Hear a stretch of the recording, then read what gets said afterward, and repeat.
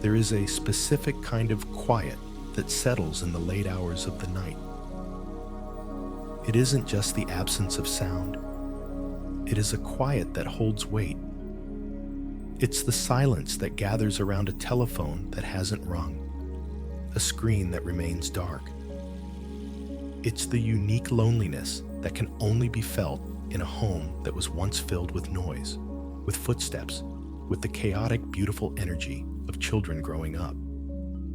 Now, that energy lives elsewhere, out in a world of its own, and you are here, in the stillness, with the echo of what was.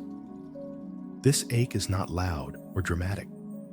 It is a gentle, persistent hum beneath the surface of your day. But at night, when all other distractions fall away, it can feel like the only sound in the universe. It's the feeling of a question hanging in the air with no one to answer it.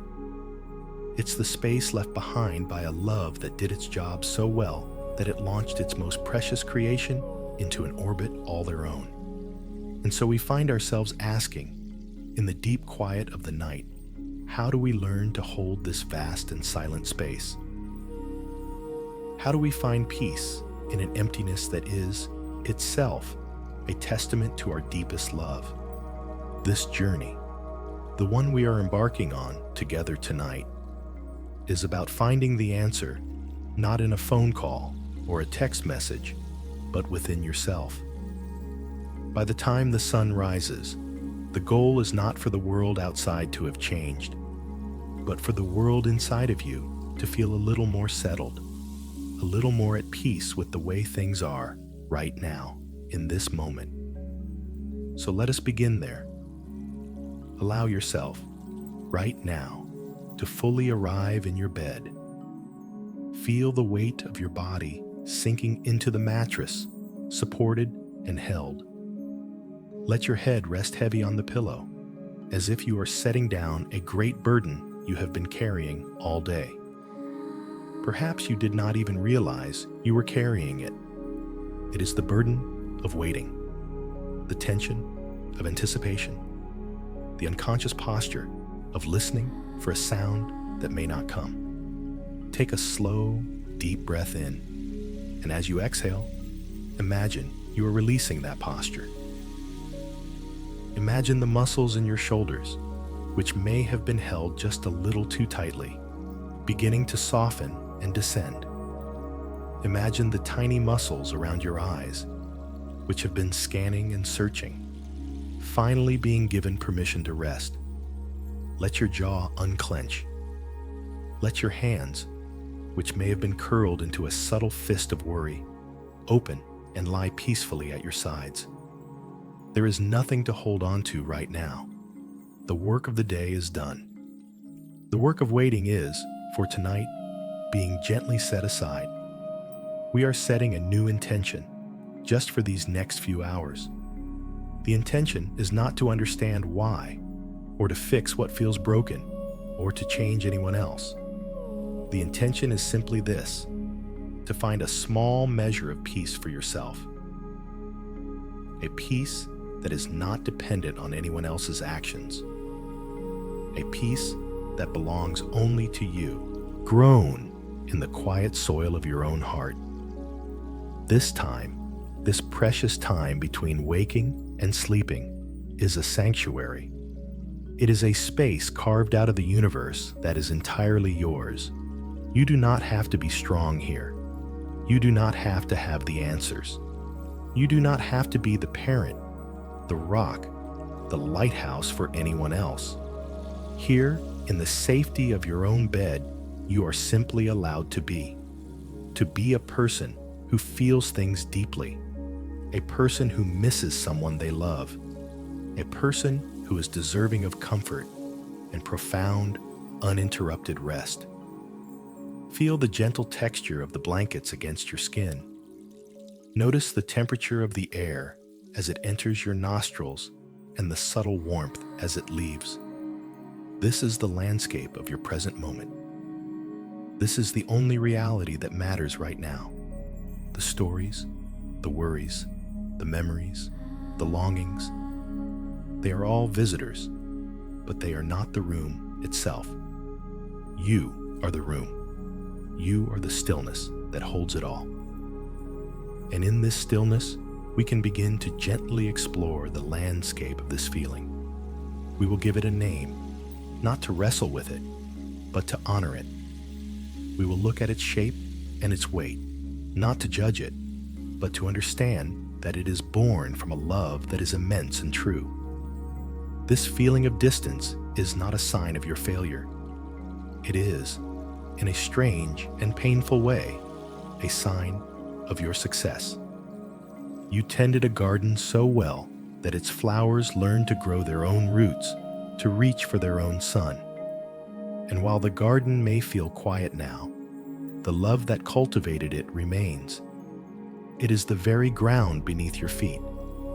So for tonight, let us release the need to tend to anything or anyone else. Your only task now is to receive this quiet, to receive this comfort, to receive the deep, healing rest that your body and your heart have been asking for. Settle in. Let go. There is nothing more you need to do. In this quiet space you have made for yourself, let us gently turn our attention to the silence itself, not as an enemy to be vanquished or a problem to be solved, but as a presence in the room. Let's simply notice its quality, its texture, its weight. We are not trying to fill it. We are simply becoming acquainted with it, as one might sit with a quiet stranger and learn their story. For so many of us, this silence is woven through with very specific feelings, little pangs of the heart that are triggered by the simplest things. Consider the feeling of reaching out, of sending a message filled with warmth and care, and receiving a reply that is just a single word, or perhaps no reply at all for a day or two. It is not anger that rises, not usually. It is something quieter, a subtle, sinking feeling, a question mark that hangs in the air inside you. There's no judgment here, only observation. Notice the echo of a phone call that goes to voicemail, the familiar sound of the automated message replacing the voice you so long to hear. In that small moment, a whole story can play out in your heart. A story of being too busy, of being forgotten, of being a lower priority. These are just stories, of course, but the feelings they generate are real. They land in the body as a tightness in the chest, a slight drop in your energy. Let us just acknowledge that. This feeling is real. Then there is the sting of a canceled plan. The visit you were looking forward to, a small anchor of light in your week, suddenly postponed or forgotten. The disappointment is sharp, but it is often followed by a wave of understanding that you force upon yourself. They are busy, you say. They have their own lives. And while this is true, that truth does not erase the initial feeling of being let down. We are simply giving that initial feeling a moment of air, a moment of recognition, before it is packed away by logic and reason. All of these small moments accumulate, and they contribute to a much larger feeling, a feeling that can be difficult to name. It is the feeling of being on the outside of a life you were once at the very center of. Imagine standing on a quiet porch in the evening, looking through the bright window of a home. Inside, there is laughter, movement, a life unfolding in all its beautiful complexity. You are not an unwelcome stranger. In fact, you helped build this house. You chose the paint colors and planted the garden. But you are, nonetheless, on the outside now. You are watching a world that you are connected to, but no longer fully a part of. This is not a failure. It is a profound and natural shift in the architecture of a family. You have moved from being the sun, the gravitational center around which everything orbits, to being a star in their sky, a constant, loving presence, but one they no longer navigate their daily lives by. And this new position, this new perspective, can feel lonely. It can feel like you are perpetually waving from a distance, hoping to be seen. Let yourself feel the truth of that image, without any shame. It is a poignant and deeply human experience. Within this feeling, we can gently witness the gap between the relationship you currently have and the one your heart quietly longs for. It is not a chasm of resentment or anger. It is more like a quiet valley. On one side is the reality of brief check-ins, logistical conversations, and updates that feel like headlines rather than the full story. On the other side is the memory and the longing for the easy intimacy that once was, the shared jokes, the unspoken understanding, the feeling of knowing every detail of their day because you were a part of it. This gap is where the ache resides. It is the space between the quick, everything's fine, and the deeper story you wish they felt they could still share with you. Acknowledging this gap is not an act of complaint. It is an act of love. It is to say, I miss the closeness we had because it was precious to me. We are not judging our children for creating this gap. We are not judging ourselves for feeling it. We are simply sitting on the edge of this quiet valley, here in the safety of the night, and acknowledging its existence. We are allowing ourselves to feel the truth of our own longing without needing it to be different right now. This simple, gentle act of witnessing, of seeing the unanswered call, the feeling of being on the outside, the space between what is and what you wish for, is a profound kindness to yourself. You are telling your own heart, I see you. I hear your quiet sadness, and you are allowed to feel this way. There is no need to change a thing. Just allow this awareness to be here, held in the warm, compassionate space of your own presence. As we sit with this awareness, this gentle acknowledgement of the silence and the ache it holds, let us go one step deeper. Let us give this feeling a name. In our culture, we are given clear scripts for certain kinds of sadness. We know how to mourn a death. We have rituals for the end of a marriage. But this feeling, the one that lives in the quiet of an empty nest, often goes unnamed and unacknowledged. We feel we have no right to it. After all, isn't this what we wanted? For our children to grow up, to be independent, to build lives of their own. And so we tell ourselves, we should be happy, we should be proud. And we are. Both things can be true at once. You can be immensely proud of the person they've become and still feel a profound sense of loss for the connection that has inevitably shifted. Let us, for a moment, dare to call this feeling by its true name. It is grief. This is a valid and significant form of grief. It is not the grief of a final goodbye, but the grief of transformation. It is the grief for a role that has changed in its very essence. For years, perhaps decades, the role of parent was an active, hands-on, daily verb. It was packing lunches, healing scraped knees, navigating homework, offering advice, being the constant, immediate presence in their lives. That role was a core part of your identity. It shaped your days, your priorities, your very sense of purpose. And now, that role has fundamentally changed. The verb has become more passive. You have transitioned from being the caregiver to being the consultant, and often a consultant who is not always called upon. Grieving this change is not selfish. It is human. It is the natural response to a monumental shift in your life's work and your heart's primary focus. Think of it as the grief for a conversation that has ended, or at least paused. There was a long, beautiful conversation that lasted 18, 20, or more years.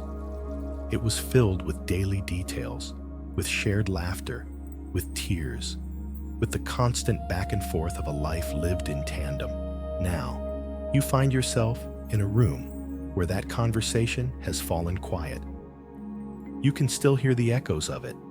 You cherish the memory of it. But the daily rhythm is gone. And the silence it leaves behind is a form of emptiness. To grieve this is to honor how much that conversation meant to you. It is to say, that was one of the most beautiful dialogues of my life, and I miss it. There is also a grief for the connection that has shifted. Love is not a static thing. It is a living, breathing relationship that changes shape over time. The love between a parent and a small child is one of physical closeness, of constant need and provision. The love for a teenager is one of guidance and letting go. The love for an adult child is meant to be one of mutuality and respect, but finding the footing in this new landscape can be disorienting. The old ways of connecting no longer fit, but the new ways may not yet be clear. This in-between space, this liminal state, is where grief can flourish. You are grieving the loss of the old, familiar connection while you are still learning to navigate the new one. This is a tender and vulnerable place to be. By giving this unspoken sadness a name, grief, we give it a place to rest. We take it out of the shadowy corners of our mind, where it whispers that we are being silly or needy or ungrateful. We bring it out into the gentle light of our own awareness, and we say, you are real, you are valid, and you have a right to be here. Imagine creating a small, safe space within your heart, a quiet, warm room. And in this room, you place a comfortable chair, and you invite this grief to come and sit down, to take a rest. You are not trying to get rid of it. You are not trying to argue with it.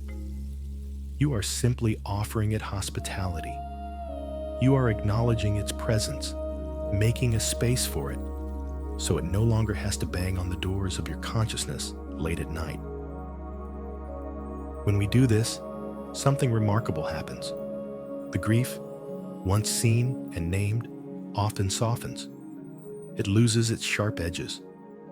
It no longer feels like a threat, but more like a quiet companion. A companion that reminds us of a deep and abiding love. Because it is crucial to understand this one simple truth.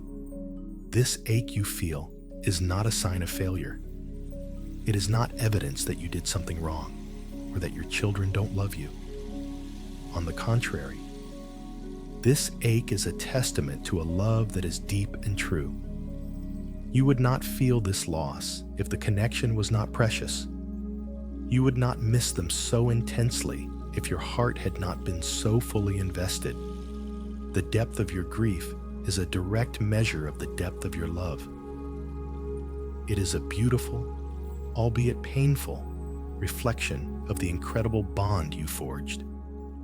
It is the echo of laughter in a now quiet hallway. It is the phantom weight of a hand that used to slip into yours. It is the empty space at the dinner table that is filled with years of memory. This is not a pathology. It is the price of admission for a love that is fierce and unconditional.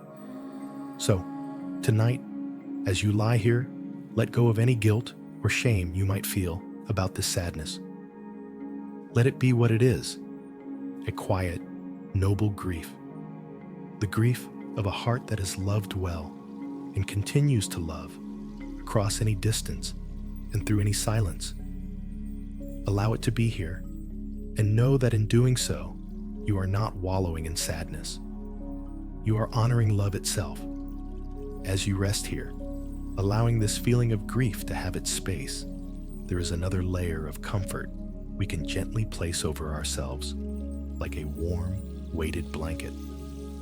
It is the profound and simple truth that you are not alone in this. In the vast, quiet darkness of this very moment, all across the world, in countless homes, on streets you will never walk, and in towns you will never see, there are other parents lying awake with the same quiet heartbreak. The details may be different. One is missing a son who lives an ocean away. Another is aching for a daughter who lives just 10 minutes down the road but feels a million miles distant. One is staring at a phone that didn't ring for a birthday. Another is replaying the last stilted conversation, wondering what they should have said differently. The specifics change, but the feeling, that deep, hollow ache in the center of the chest, is a universal language. It is a shared, unspoken secret of this season of parenthood. Imagine for a moment that you could see them all. Picture quiet bedrooms, illuminated only by the soft glow of a street lamp outside the window. See the faces on the pillows, etched with a mixture of love and longing. If you could listen closely, you would hear the same silent questions echoing in each mind. Are they okay? Are they happy? Do they ever think of me? Did I do a good enough job? This experience, which can feel so isolating, so intensely personal, is actually one of the most common yet rarely discussed transitions in human life. We celebrate the birth of a child with showers and gifts. We mark their graduations with parties and praise.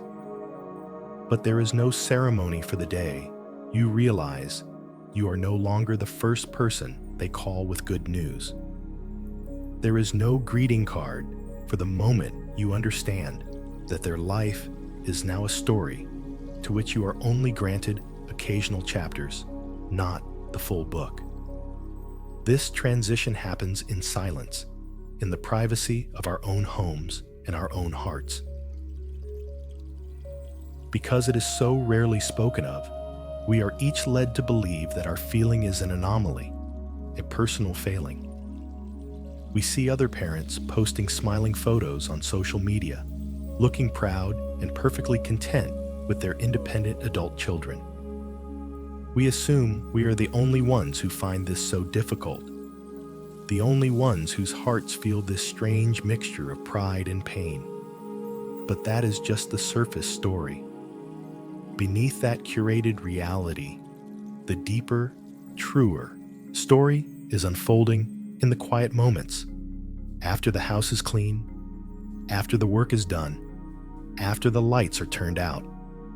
That is when the truth of this experience settles in. And the truth is, it is hard.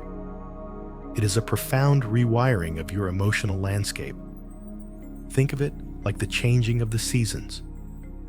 For 2 decades or more, you lived in a vibrant, demanding summer.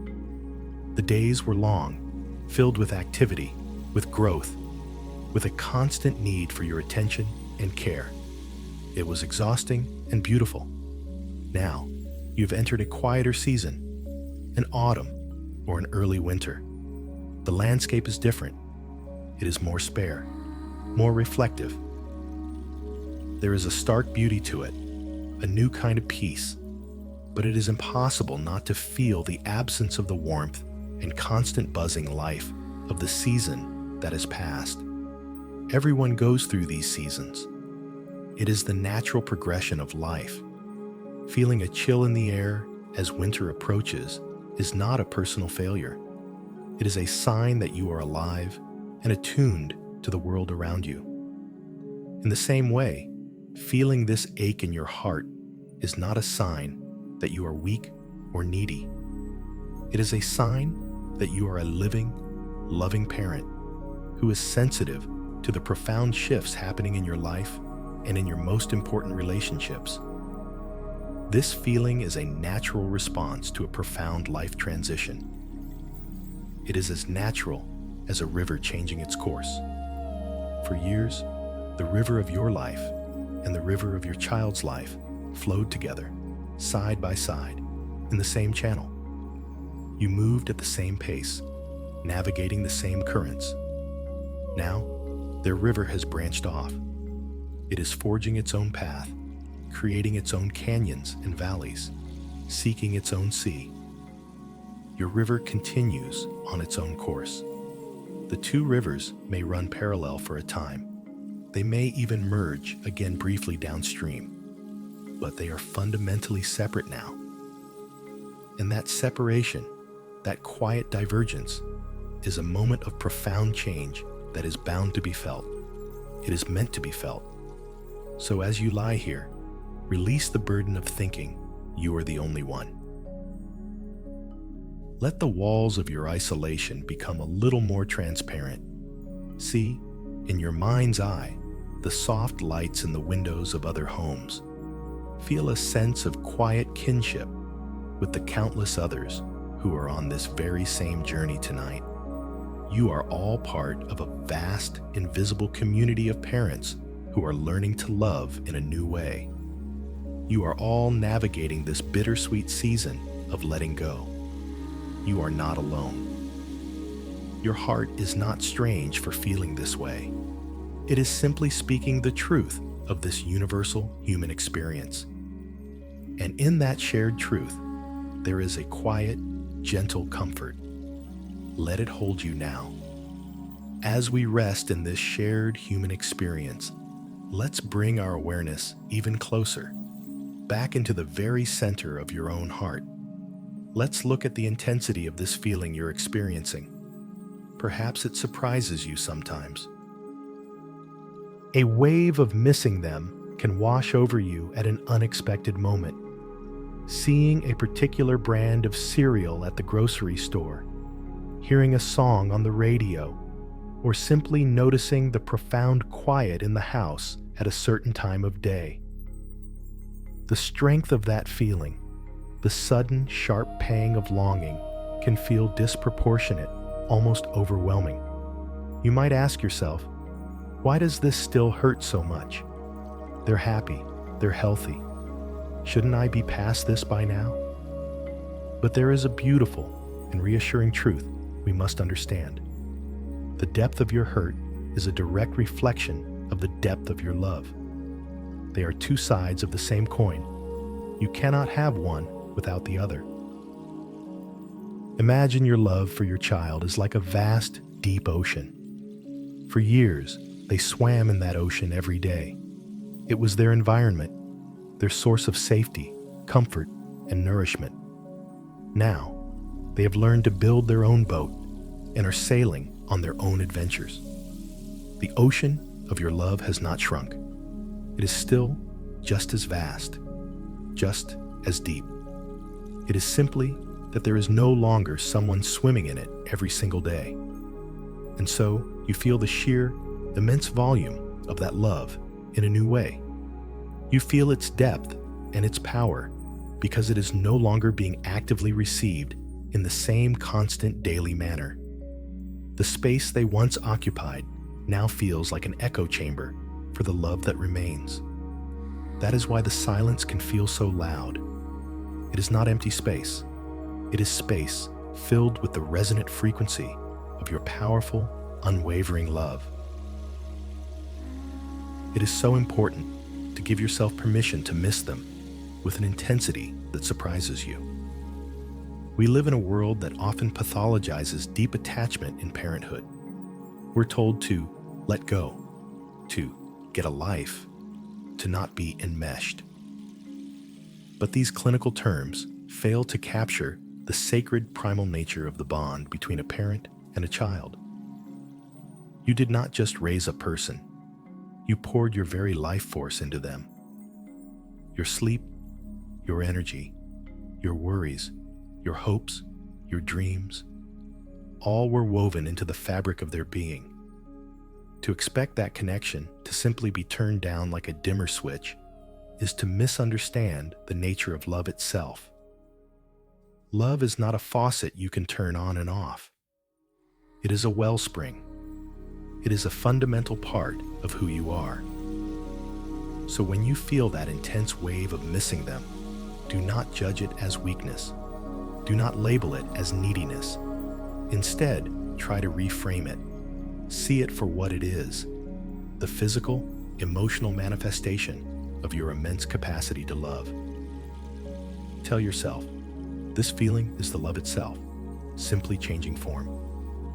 Think about it this way. When you were raising them, your love was an action. It was a constant verb: feeding, teaching, holding, driving, helping, protecting.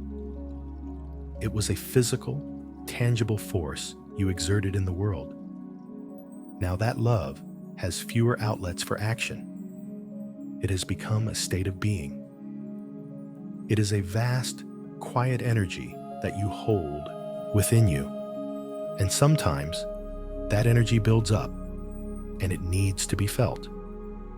That wave of missing them is simply the energy of your love making itself known. It's a reminder of the power of the bond you share. It's not a problem to be solved. It's a presence to be honored. Let's affirm this together, quietly, in your own mind. The love you gave so freely is why this space feels so large now. It is a sign of your beautiful heart. Say that to yourself again. The love you gave so freely is why this space feels so large now. This is not a deficiency in you. It is a magnificent surplus. You love so completely, so generously, that the absence of the recipient is felt profoundly. This is a holy ache. It is the ghost limb of a connection so deep that it became a part of your own body. Do not be afraid of its intensity. Do not rush to push it away. When it comes, try to breathe into it. Welcome it as a testament to your own heart. Feel the physical sensation of it. Perhaps a tightness in your throat, a warmth behind your eyes, an emptiness in your stomach. And just for a moment, let it be there. See it not as pain, but as the raw, unfiltered evidence of your devotion. This is the kind of love that builds strong, resilient people. The security and unwavering affection you provided is the foundation upon which they have built their own lives. They could only venture out so confidently because they knew, deep in their bones, that they were unconditionally loved. The freedom they now enjoy is a direct result of the safety you created. So this feeling, this vastness, this ache, is the quiet, humble price of a job well done. It is the silent medal of honor for a love that was brave enough to give everything, knowing that the ultimate goal was to one day be needed less. Rest in that knowledge. Let it soothe the part of you that worries you did something wrong. You did everything right. The proof is in the silence. The proof is in the ache. It is the beautiful, painful, sacred proof of a love that truly lasts forever. Now, resting in the truth of that deep love, let us create an even safer space inside. A space where we can be truly honest with ourselves about all the feelings that come with this season. Not just the socially acceptable ones, like pride or gentle longing, but the messier, more complicated emotions as well. Tonight, right here in the sanctity of your own mind, you are being given full and complete permission to feel the disappointment. You do not have to pretend it doesn't exist. You do not have to immediately cover it with a blanket of understanding or rationalization. Just for a little while, you can simply allow the raw feeling of disappointment to be here. Maybe it's the disappointment that the relationship doesn't look the way you had imagined it would when they were grown. Perhaps you pictured more frequent calls, more shared holidays, a closer, more advisory role in their life. It is okay to be disappointed when reality does not match the dream you held in your heart for so long. That dream was a beautiful one, born of love, and it is perfectly natural to mourn its passing or its transformation into something different. There may also be a quiet sadness, not a dramatic weeping sadness, but a gentle, pervasive melancholy. The sadness of realizing that a chapter of your life is well and truly over. The chapter of first steps, of school plays, of late night talks in the kitchen. The chapter where your presence was a given, a necessity. The closing of that chapter, even when it closes at the right and natural time, is a significant loss. And all loss deserves to be felt. Allow that soft, gray mist of sadness to be present without trying to find a silver lining. Just let it be. And perhaps, if we are being truly honest with ourselves in this safe space, there might even be a flicker of frustration or a hint of anger. It might be a frustration at the lack of communication, the feeling of being taken for granted. It might be a flare of anger when you feel your efforts, your past sacrifices, are unseen or unappreciated. These feelings can be deeply uncomfortable. We are taught that a good parent is endlessly patient, endlessly understanding. We are certainly not supposed to feel angry with the children we love so much, and so we push these feelings down, ashamed of their very existence. But here, tonight, we are creating a space where all feelings are welcome. That frustration is not a sign that you are a bad parent. It is a sign that you are a human being with needs and expectations. It is a signal from a part of you that feels unseen or unheard. By allowing it to surface, just for a moment in this safe internal space, you are not acting on it. You are not blaming anyone. You are simply listening to the full truth of your own experience. You are giving a voice to a part of you that has been silenced. The key to this is to allow these feelings to arise without the immediate need to fix them. Our minds are problem-solving machines.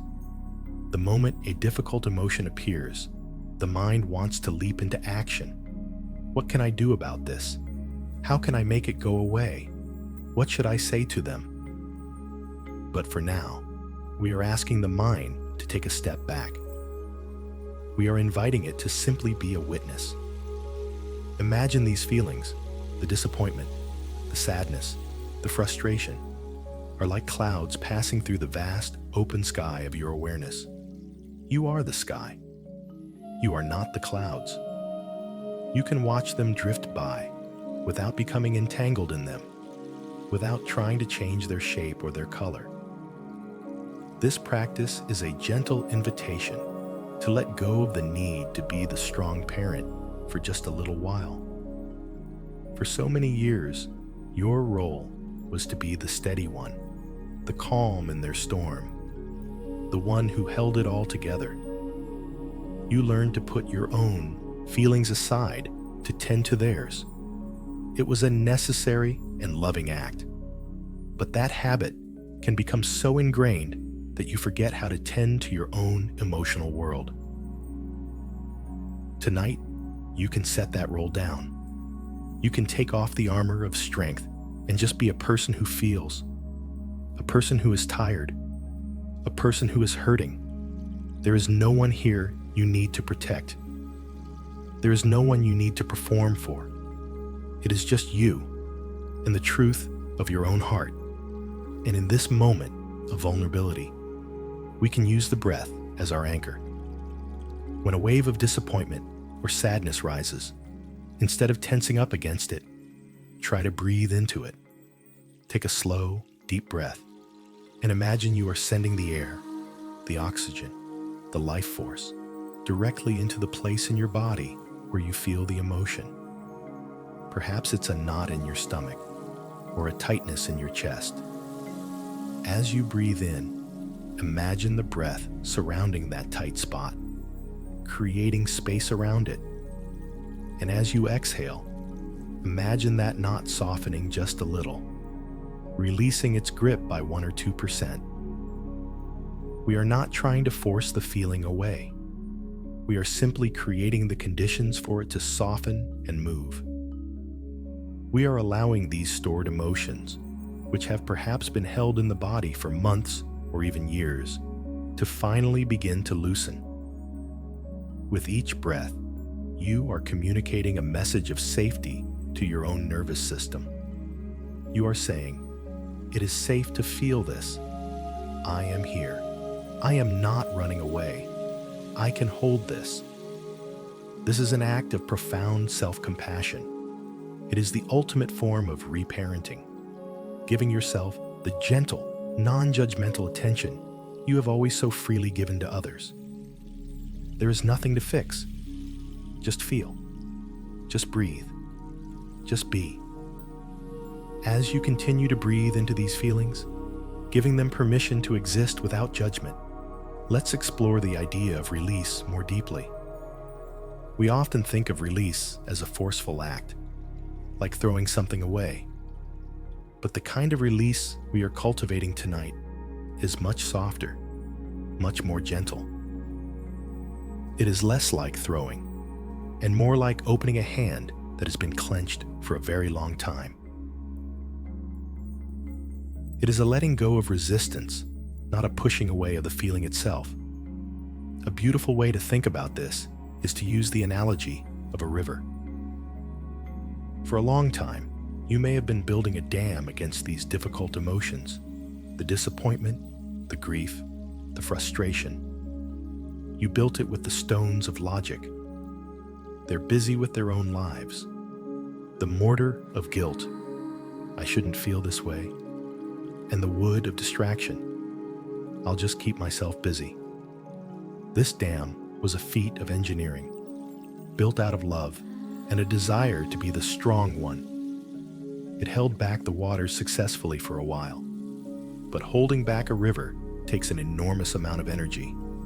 It creates immense pressure, and eventually, the dam begins to leak. The feelings seep through in moments of quiet, late at night, when your guard is down. Tonight, we are not going to fight the river. We are going to gently, carefully remove one stone from the dam. We are going to allow the feelings to flow through you instead of crashing against the wall you've built. The river of sadness is not meant to be contained forever. It is meant to flow. It flows through you, and eventually, it flows on, continuing its journey downstream until it meets the great, peaceful ocean of acceptance. Your only job is to be the riverbed, to be the stable, grounded presence that allows the water to pass over and through. You are not the river. You are the earth that holds it. The river will not destroy you. It will simply move through. This is the essence of gentle release. We are letting the energy of these emotions complete their natural cycle. We can support this process physically by consciously releasing the tension that we store in our bodies. The body is a faithful keeper of our unspoken stories. It holds the words we wanted to say but didn't, the tears we held back, the worries we carried in silence. Let's take a brief, gentle journey through the body and invite these places to soften. Bring your awareness first to your jaw. Without even realizing it, we often clench our jaw when we are holding back words or feeling frustrated. Notice if there is any tension there right now. You don't need to force it open.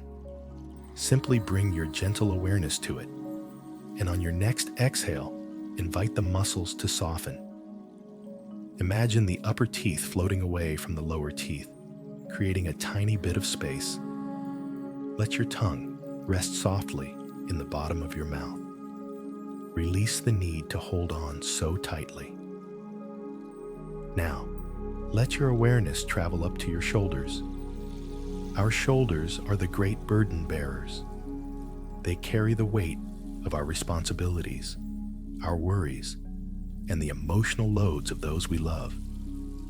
Throughout the day, they can creep up towards our ears, a physical posture of defense and tension. Take a slow breath in, and as you breathe out, imagine your shoulders melting down your back, away from your ears. Feel them become heavier, softer, wider. Let them release the invisible weight they have been carrying. You can set that weight down now. It will be there in the morning if you truly need to pick it up again. But for tonight, you are free of it. Next, bring your awareness to your chest and your heart center. This is where we often feel the ache of longing and the tightness of grief. It can feel like a fist is clenched around our heart. Place a hand gently on your chest, if that feels comforting. Feel the warmth of your own touch. As you breathe, imagine your breath flowing directly into that space, creating a sense of warmth and expansion from the inside out. With each inhale, imagine a little more space being created around your heart. With each exhale, feel a subtle softening, a gentle letting go. You are not trying to get rid of the ache. You are simply holding it with tenderness. You are allowing it to be there, cradled in your own loving presence. As part of this gentle surrender, let's also practice releasing the need to understand why. Just for tonight. The mind can get caught in endless looping questions. Why don't they call more? Why did our relationship change so much? What did I do wrong? This search for why is a search for control in a situation that feels out of our control. It is a noble effort, but tonight it is an exhausting one. We are not going to find the answers in these late hours, and searching for them only keeps the mind active and agitated, preventing the deep rest you need. So, just for tonight, let's gently release the questions. Imagine placing each why question onto a soft, white cloud and watching it drift slowly across the sky of your mind until it disappears over the horizon. You are not saying the questions are unimportant. You are simply giving yourself a temporary vacation from the labor of trying to answer them. In the morning, you can resume your search if you wish. But for now, your only work is to rest in the mystery, to rest in the not knowing, to surrender to the simple reality of what is, right now, without needing an explanation. This surrender is the ultimate release. It is the moment you stop pulling on the rope in a tug of war with reality and simply let it go. And in that moment, there is peace. As we rest in this space of gentle release, having allowed the river of feeling to flow and the tension to soften, let us now invite a subtle shift in perspective. We are not forcing this shift, nor are we pretending that the pain isn't real. We are simply opening a new window in the room of our awareness, allowing a different quality of light to enter. Let's gently turn our gaze away from the feeling of absence and towards the evidence of your profound success. For so long, you were a gardener. Your child was a tiny, precious seed that you planted in the rich soil of your love. You tended to this seed with unwavering devotion. You provided the water of nourishment and care. You ensured it had the sunlight of encouragement and belief. You pulled the weeds of fear and self-doubt. You protected it from the harsh weather of the world. Your hands were in the soil every single day. This was your life's most sacred work. You watched as the seed sprouted, as a tender green shoot pushed its way into the world. You celebrated the first leaves, the strengthening of the stem, the formation of buds. It was a process of slow, patient, dedicated cultivation. And now, what has happened? plant has grown. It is strong. It has deep roots, the very roots you helped it to establish. Its branches are reaching high and wide, seeking their own sun.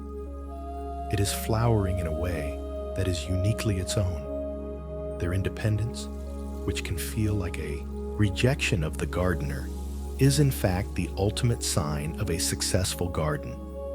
It is the very fulfillment of your work. A gardener's true purpose is not to keep the plant small and dependent, forever contained in a small pot in a sheltered greenhouse. The true purpose of a great gardener is to cultivate a plant so strong, so resilient, that it can eventually be transplanted into the wider world and thrive on its own. This is what you have done. The fact that they can stand on their own, make their own decisions, and build their own world is not a sign that you are no longer needed. It is a sign that you gave them everything they needed. You filled them up with so much love, security, and confidence that they now have enough to sustain themselves. They are not rejecting the garden. They are living, breathing proof of its quality. Every success they have, every moment of happiness they find, every bit of resilience they show in the face of adversity, a piece of that has its origins in the soil you so lovingly tended. You gave them the confidence to build a world of their own. That is a profound gift. It is, perhaps, the greatest gift a parent can give a child, the inner resources to no longer need them. It is a strange and bittersweet form of success, one that results in a quieter house and a more distant connection. But it is success nonetheless. Imagine a master boat builder who spends years crafting the perfect vessel. He chooses the wood with care, shapes every curve with precision, seals every seam with expertise. He pours his heart and soul into making it strong, balanced, and seaworthy. The day comes when the boat is finished. It is a masterpiece. His ultimate triumph is not to keep the boat in the harbor forever, tied to the dock where he can admire it every day.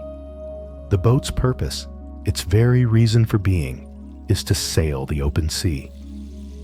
The builder's greatest success is watching it disappear over the horizon, knowing that he built it well enough to navigate any storm it might encounter. The emptiness of the harbor is not a sign of his failure. It is the evidence of his mastery. You are that master boat builder. The quietness you now experience is the empty harbor. It is the space left behind by a creation that is successfully fulfilling its purpose. When a wave of sadness comes, when you feel the ache of their absence, perhaps you can gently introduce this thought. This quiet is the sound of a job well done. This emptiness is the space of my success. This does not erase the feeling of missing them. The boat builder surely misses the daily work, the smell of the wood, the constant presence of his creation. But he can hold that feeling of loss alongside a deep, quiet pride. Both feelings can coexist. They do not cancel each other out. This reframing is not about pretending you don't feel sad. It's about adding another layer to the story. The story is not just, they are gone. The story is also, I gave them what they needed to go. The story is not just, they don't need me anymore. The story is also, I equipped them so well that they now have the strength to need themselves. This is the fulfillment, not the failure, of your love. Your love was a launch pad, and they have launched. It is a spectacular, terrifying, and beautiful thing to behold. And the quiet you are left with is the resonant, echoing hum of a powerful and successful launch. Let this thought settle into your bones. Feel the truth of it. You did not lose them. You successfully gave them to the world and to themselves. And that is a profound and lasting legacy of your love. Building on this gentle reframing of success, let us now turn our attention to the very definition of connection itself. So much of the pain we feel comes from a single, deeply ingrained story. The story that distance or silence means an absence of love. We have been taught by our own experiences and by the world around us that love looks a certain way. It looks like frequent contact. It sounds like long conversations. It feels like physical presence. When those familiar markers of connection diminish, our brain, in its effort to protect us, jumps to a terrifying conclusion. The love must be diminishing too. But what if that story, as compelling as it is incomplete? What if it's just the first chapter of a much longer book about love? What if this new season of your life is inviting you to write a new chapter, to discover a new definition of connection? Let us consider the possibility of rewriting this narrative, the narrative that says less communication equals less care, the narrative that equates physical distance with emotional distance. Tonight, we can begin to introduce a new idea, a more spacious and resilient understanding of love. Let's introduce the idea of a new kind of love, a love that is not defined by the frequency of interaction, but by the quality of its foundation. This is a love that trusts. It trusts the roots that you helped grow. It trusts that the lessons you taught are still alive within them, guiding their choices even when you are not there to voice them. It trusts that the bond you forged is strong enough to withstand periods of silence and distance. This is a mature love, a love that has graduated from the constant need for reassurance and can now rest in a state of quiet knowing. It is a love that holds space from afar. Imagine your love is not a hand that must always be holding theirs, but a warm, safe room in a house. The door is always unlocked. There is always a light on. They know, no matter where they are in the world or what they are going through, that they can always return to this room and find unconditional acceptance and peace. Your love becomes a constant, a sanctuary that exists for them, whether they are physically in it or not. The power of this love is in its unwavering presence, not its demanding proximity. This new kind of love also celebrates their autonomy. This can be the most challenging shift of all. It means moving from a love that protects to a love that empowers. It means finding a genuine, albeit sometimes painful, joy in their ability to solve their own problems, to make their own mistakes, and to build their own happiness, even when that happiness doesn't directly involve you. It's the shift from saying, "Let me help you with that," to saying, "I trust you to handle that." It is a love that honors their separateness, that respects their journey as a sacred one that belongs only to them. This does not mean you stop caring. In fact, it is a deeper, more profound form of caring. It is a love that is strong enough to let go of the need to control, the need to manage, the need to be the hero in their story. You are transitioning from being a main character to being the wise, loving author who is now trusting the characters to write their own next chapters. We can begin to find a deep and abiding peace in the idea that love exists in the foundation, not just in the daily interactions. Think of a great ancient cathedral. Visitors come and go. The sounds of daily life, the services, the music, they all happen on the surface. But the cathedral's strength, its endurance, its very essence, is not in the daily activity. It is in the deep, unseen foundations that were laid centuries ago. It is in the massive stones that hold everything up, silently, steadfastly, whether the cathedral is full or empty. Your love is that foundation. The years of care, of sacrifice, of laughter, of lessons, those are the great stones that you laid. That foundation is now the bedrock of their entire life.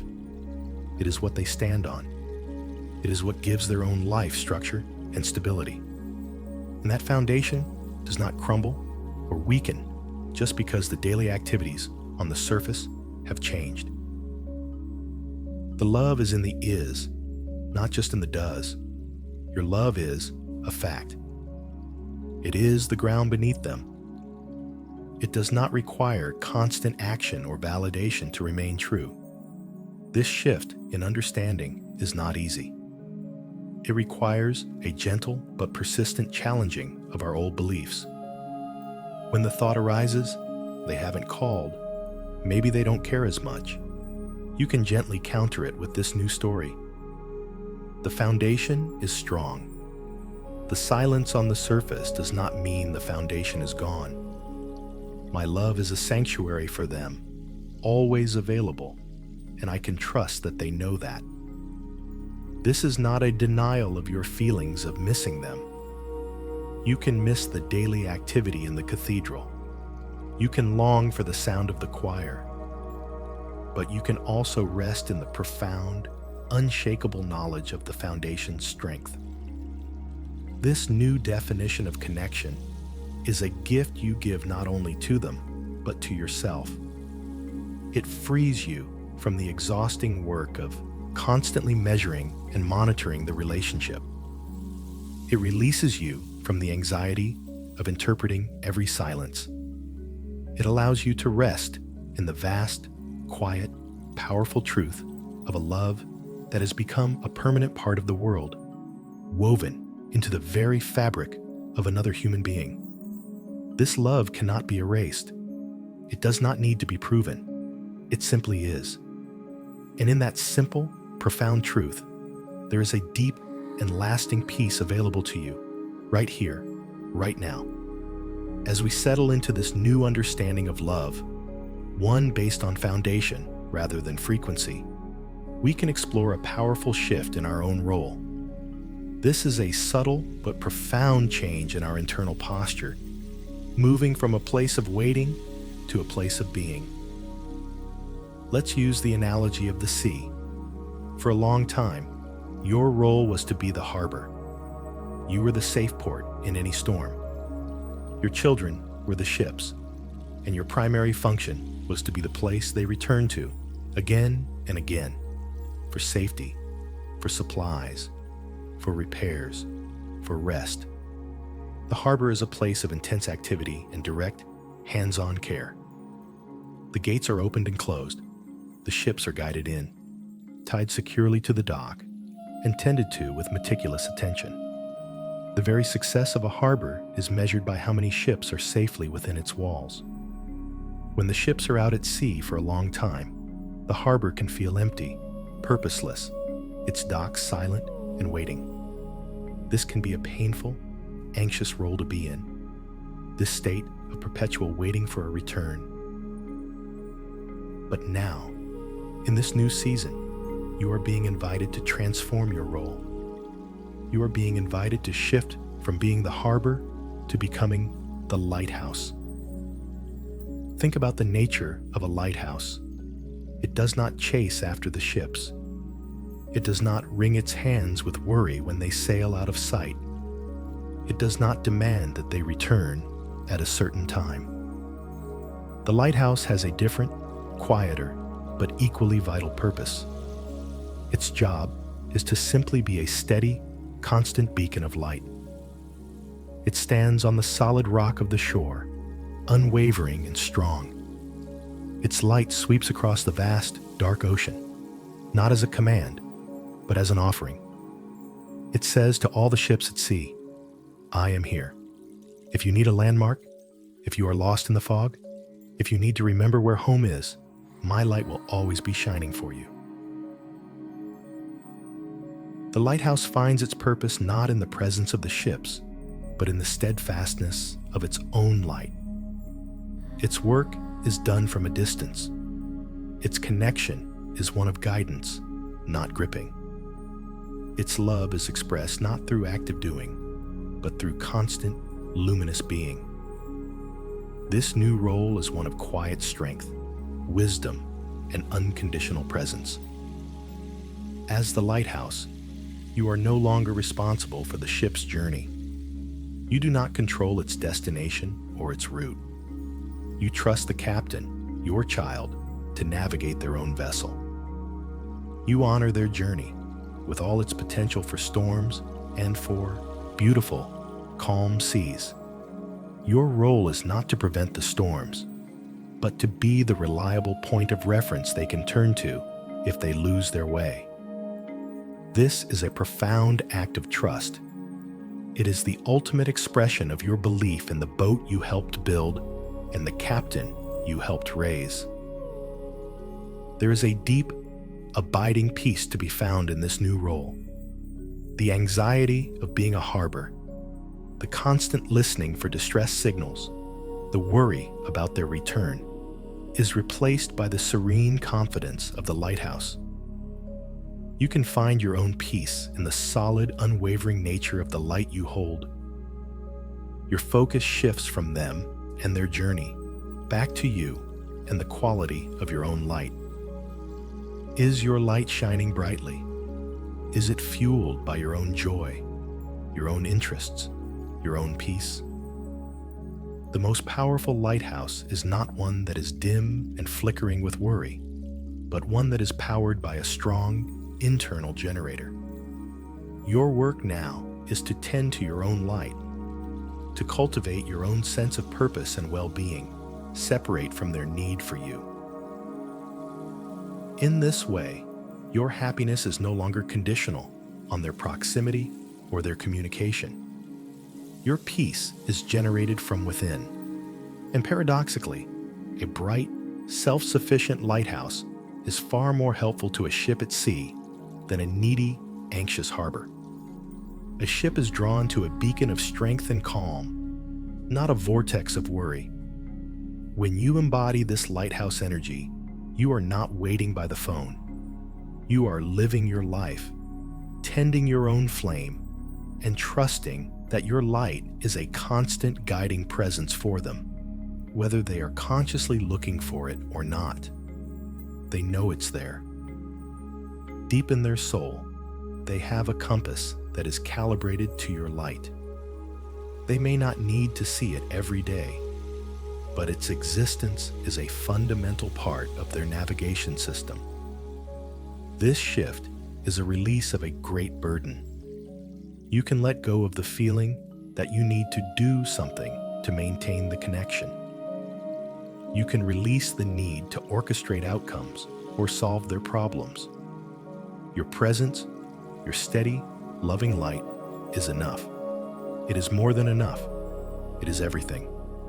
So tonight, as you lie here, feel yourself standing on solid ground, rooted in the earth. Feel the immense strength in your foundation. And then, from the very core of your being, from your heart center, imagine a warm, gentle golden light beginning to shine.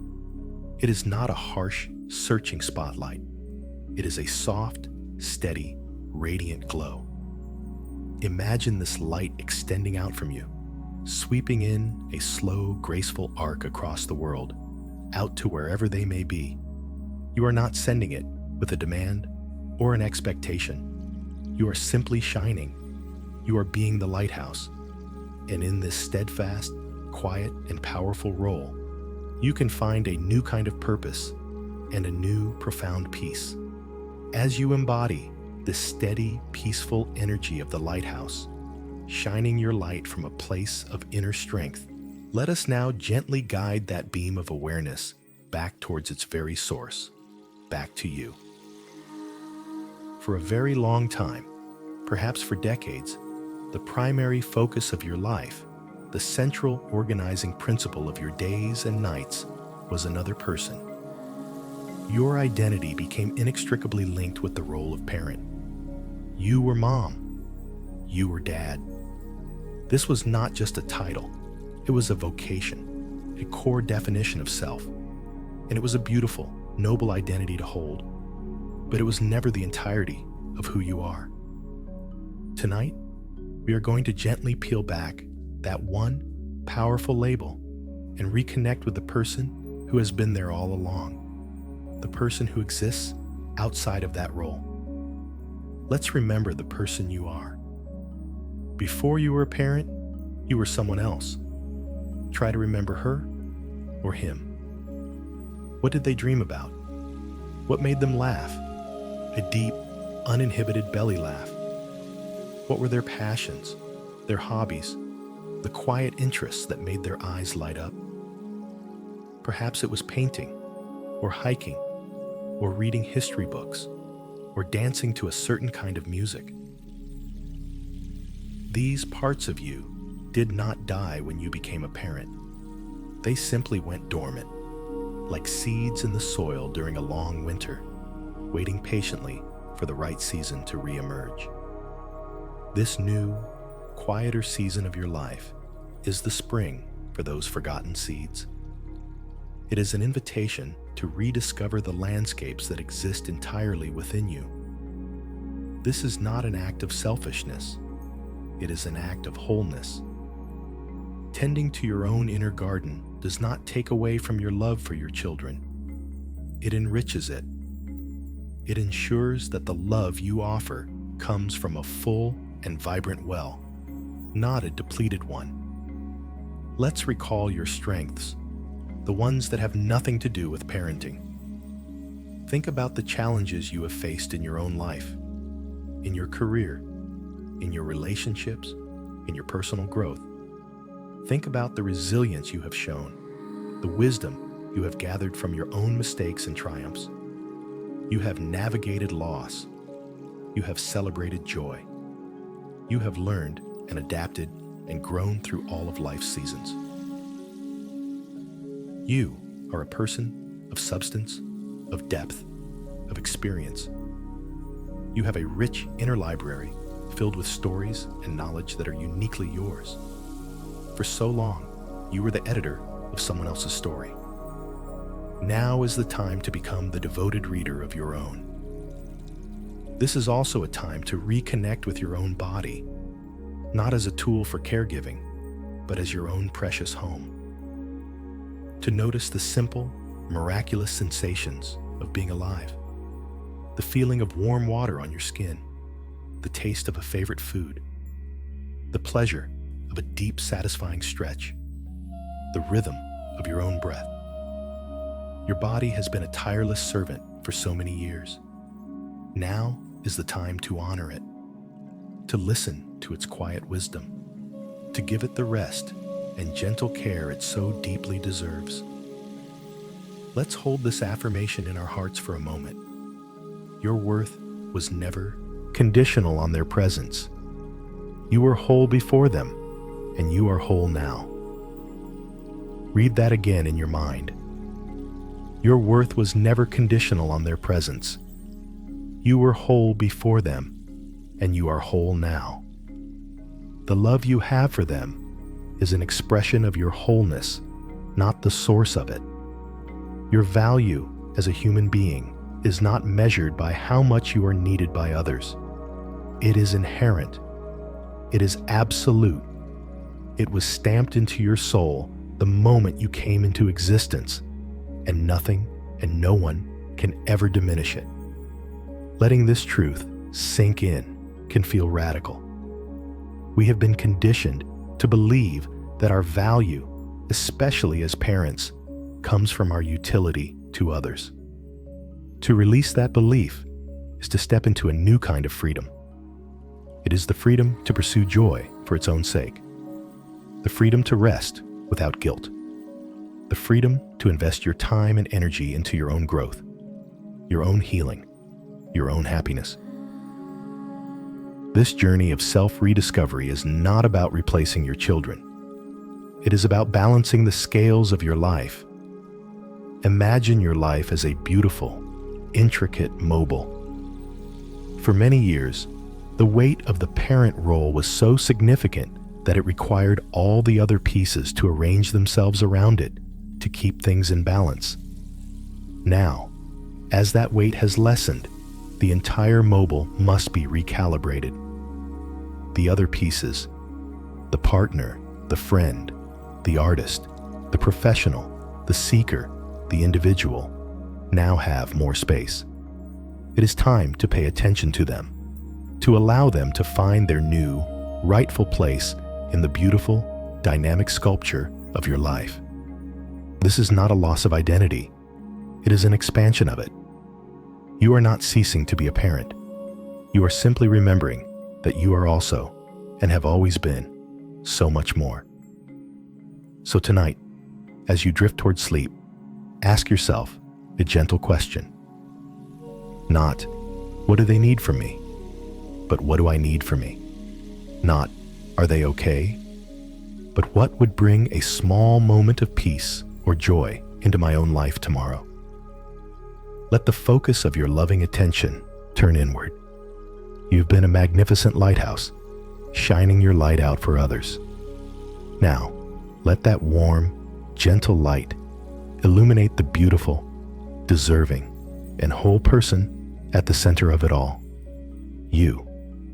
As you rest in this warm, gentle light of self-awareness, let's explore one of the deepest truths of your parenthood, a truth that can bring immense comfort in the face of distance and silence.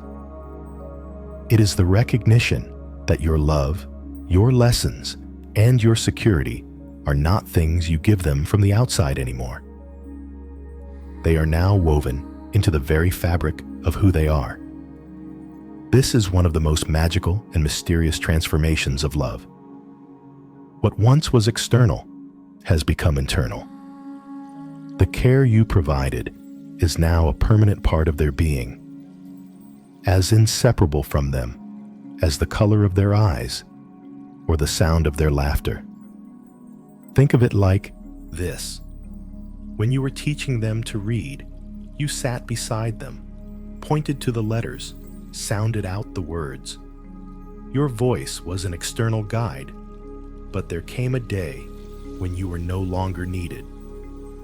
They looked at the page, and the voice that sounded out the words was now their own, inside their own head. Your teaching was so successful that it became a part of their own internal architecture. The skill was no longer something you gave them, it was something they possessed. It is the same with the far more important lessons of love, resilience, and self-worth. For years, your voice was the external narrator of their value. You said, you are smart, you are kind, you are capable, you are loved. You were the mirror that reflected their goodness back to them. Now, that voice, your voice, has been integrated. It has become a part of their own inner dialogue. When they face a challenge and a quiet voice inside them whispers, "You can do this," that is the echo of your encouragement. When they are hurting and they find the strength to be gentle with themselves, that is the echo of your comfort. When they choose to be a good friend or a compassionate partner, that is the echo of the kindness you modeled for them. Your love is not in the phone calls. It is in their conscience. It is in their character. This allows us to trust, with a deep and abiding faith, that this foundational love is a permanent part of them, whether they are near or far. It does not fade with time or diminish with distance. It is like a watermark on the paper of their soul, a permanent, indelible mark of belonging and of being cherished. They may not be consciously aware of it every day. They may go through periods of their life where they take it for granted, just as we all take for granted the ground beneath our feet. But it is always there, supporting them, holding them, providing a fundamental stability to their world. So when you find yourself worrying, Are they making good choices? Are they taking care of themselves? Are they being treated well? You can gently remind yourself of this truth. You can trust the work you have already done. You have installed the internal guidance system. You have programmed the moral compass. You have laid the foundation of self-worth that will allow them to navigate the world with resilience and integrity. Your presence is still with them, every single moment, not as a physical person, but as a collection of values, memories, and beliefs that shape who they are. Let's hold this affirmation in our hearts. The care you gave is the bedrock they stand on. It cannot be erased. Let the profound truth of that statement wash over you. The endless nights you spent rocking them to sleep, the thousands of meals you prepared, the patient answers to countless questions, the unwavering belief you held in them even when they doubted themselves. None of that was in vain. None of it has disappeared. It was all a process of construction, of laying down, layer by layer, the solid bedrock of a human soul. That bedrock is now complete. It is the foundation upon which they are building the entire structure of their adult life. This understanding frees you. It frees you from the belief that your active, daily involvement is the only thing keeping them safe and whole. It allows you to release the role of primary protector and embrace the role of trusted ancestor in the making. You have passed the torch of your wisdom into their own hands. Now you get to watch, from a place of loving trust, how they choose to carry it. This does not mean they will never stumble. They will. They will make mistakes. They will face heartbreak. They will get lost. But because of the bedrock you built, they will not crumble. They have a place to return to internally. They have a fundamental, core knowledge of their own worth and of being loved, which will be the resource they draw upon to find their way back. Your work has been to plant a great, strong tree. You cannot and should not control which way every branch grows. You cannot prevent every storm that will lash its leaves. But you can trust the roots. You spent a lifetime tending to those roots. And now, you can rest in the knowledge that those roots are deep, strong, and will hold the tree fast, no matter what winds may blow. The greatest evidence of your love is not in their dependence on you, but in their resilience without you. That is the quiet, humble, and magnificent truth of your legacy. It is already secure. It is already within them. It cannot be lost. As we hold this deep understanding of a love that is woven in, a love that has become a permanent foundation, we can begin to look at this new chapter of life, not as a loss, but as a transformation, a profound and natural evolution. For so long, the story of parenthood has been framed as a story of depletion, of emptying the nest, of loss. But what if we choose to see it differently? What if this is not an ending, but a graduation? Your graduation. You have completed one of the most demanding, all-consuming, and significant assignments a human being can undertake. And now, you are moving into a new phase, not a lesser phase, but a different one, with its own unique curriculum and its own potential for wisdom and joy. Let us begin to accept this new season not as a sad epilogue to the main story, but as the rich, contemplative, and powerful final act. This is the act where the protagonist, having poured everything into others, finally turns their wisdom inward and integrates all they have learned. This integration begins with a subtle but crucial shift in how we relate to their happiness. For years, your joy was directly tied to theirs, often in a very immediate, hands-on way. You found happiness in making them smile, in healing their hurts, in creating experiences for them. Your role was to be the direct agent of their joy. Now, the invitation is to find a quiet joy in their happiness, even when you are not a direct part of it. This is a more subtle, more transcendent kind of joy.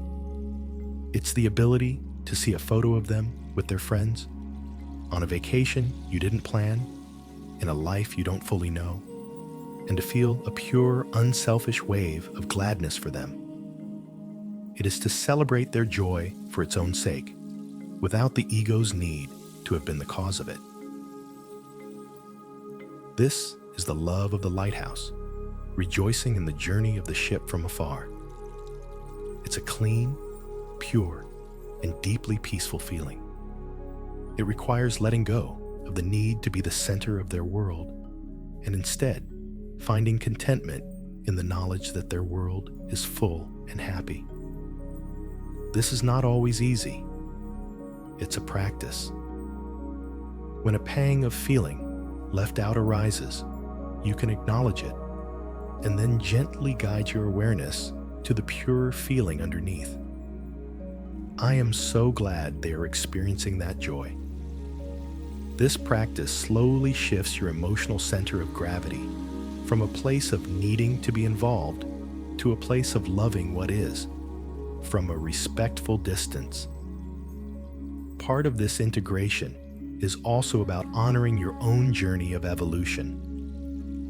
You are not the same person you were when you first became a parent. Think of the immense growth you have undergone. You have learned patience on a level you never thought possible. You have discovered reserves of strength you didn't know you had. You have learned to love another human being with a fierce, unconditional power that has reshaped your own heart. You have moved from hands-on, micromanaging parent of a toddler to a coach for a teenager, and now you are being invited into the final, most elegant role, that of the wise, loving presence, the sage, the elder. This is not a role of weakness or obsolescence. In many cultures, this is the most revered role of all. The elder is the one who no longer needs to be in the middle of the action. They have earned the right to sit back, to observe, to hold the long view. Their power is not in their doing, but in their being. Their wisdom is a resource, available but not imposed. They have an understanding of the cycles of life because they have lived them. This is who you are becoming. You are evolving into a source of quiet, steady wisdom. Your value is no longer in what you do for them, but in who you have become because of them and for yourself. Embracing this role means accepting that your relationship with them will continue to change, and that this change is natural and good. The frantic, detailed communication of their youth is replaced by a more spacious, essential connection. The conversations may be fewer, but they may also become deeper. They may no longer need you for the daily logistics of life, but they will, from time to time, need you for the profound, timeless wisdom that only you can offer. This new chapter is also an invitation to find beauty in the quiet. For years, your life was filled with noise, with chaos, with constant demands. The silence you now experience can be reframed from a sign of absence to an opportunity for presence. It is a space for your own thoughts to unfurl, a space to hear your own inner voice, which may have been drowned out for a long time. It is a space to cultivate your own peace, a peace that is not dependent on the noise and activity of others, but is generated from the deep well of your own integrated experience. This is your time to harvest the wisdom you've sown. It is a season of reflection, of savoring, of integrating the lessons of a life richly lived. It is not an ending. It is a culmination, You are not being left behind. You are being elevated to a new, more peaceful vantage point. From here, you can see the whole landscape, your own past, their present, and the unfolding future, with a clarity and compassion that was not possible when you were in the thick of it. Embrace this transformation. It is your right. It is your reward. It is the beautiful, quiet dawn of your own wisdom years. And so, as we bring our journey for tonight towards a close, let us gather all of this awareness, all of this gentleness, all of this new perspective, and perform one final loving act. A gentle letting go, just for the hours of the night. Throughout the day, and perhaps even as you've been lying here, a part of your mind has likely been tethered to them.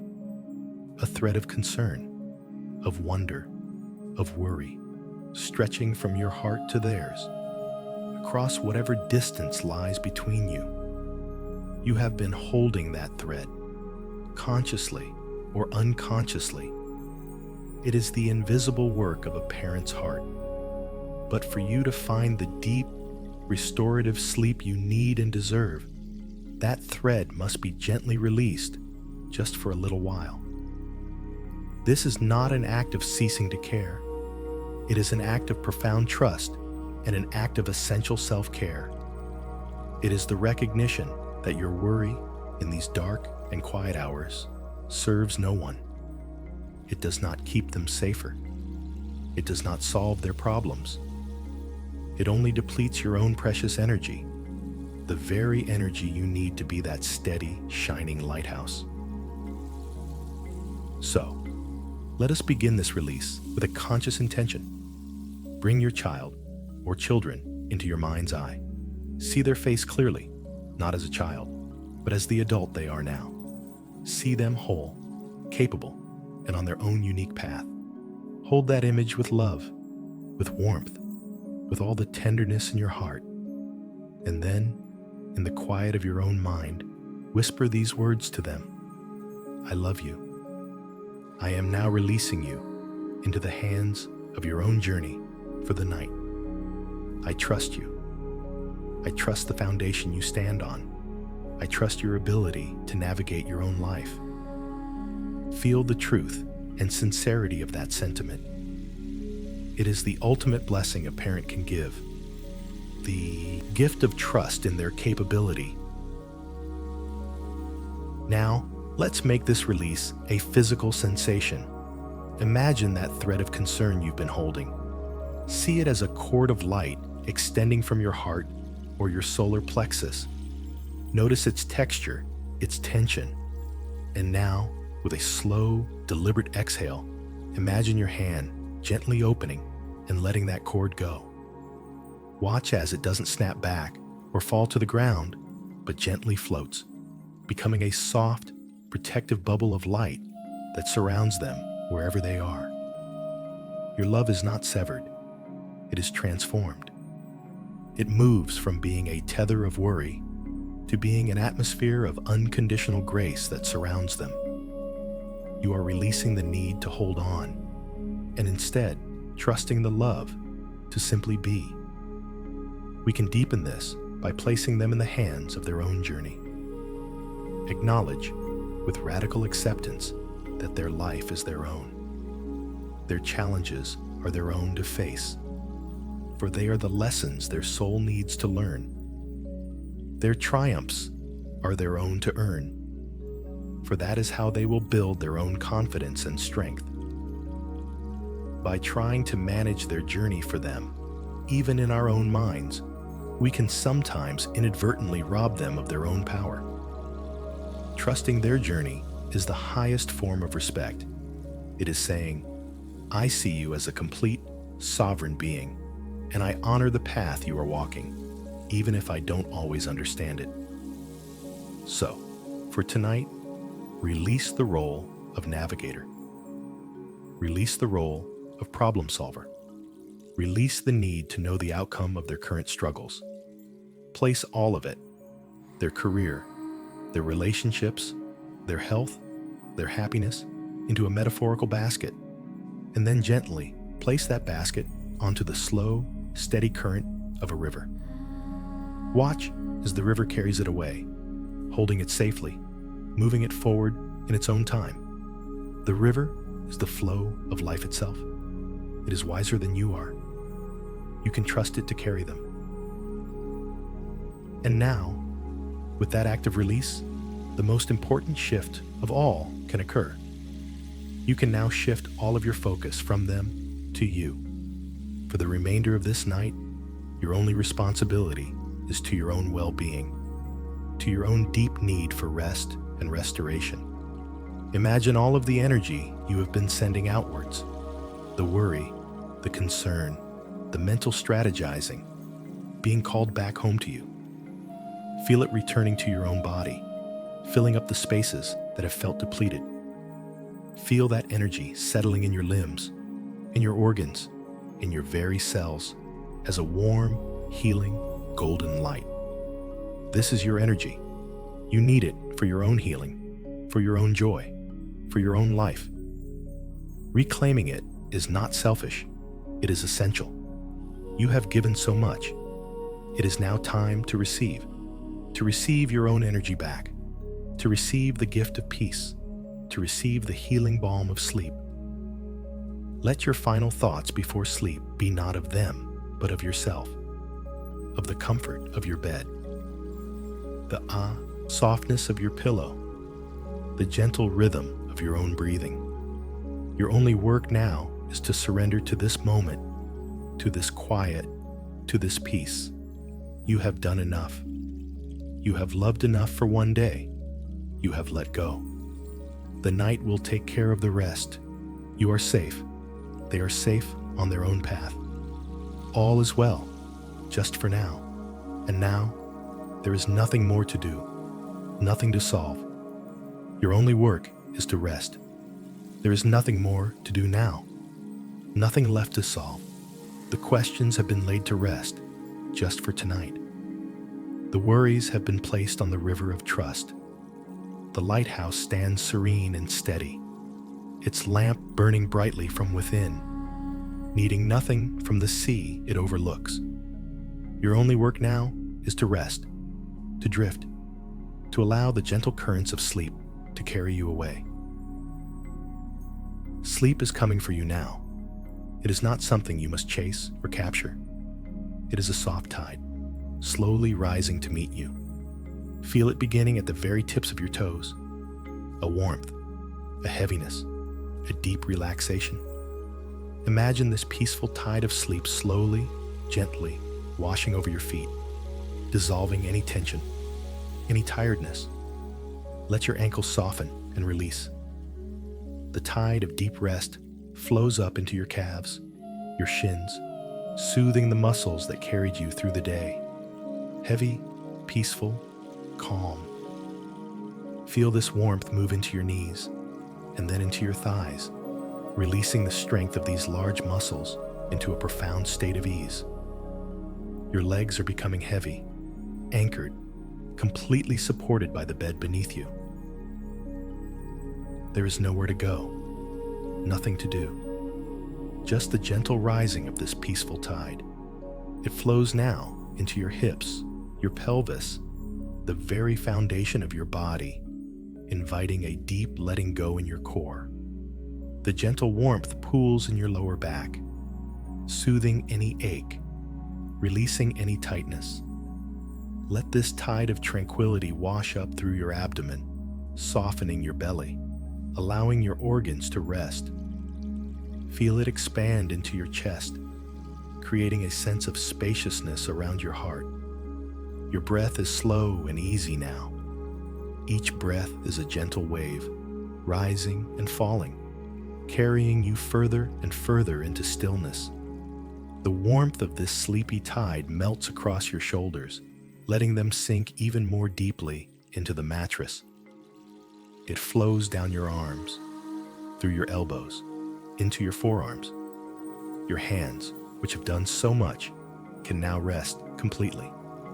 Let your fingers curl softly. Heavy, warm, peaceful hands.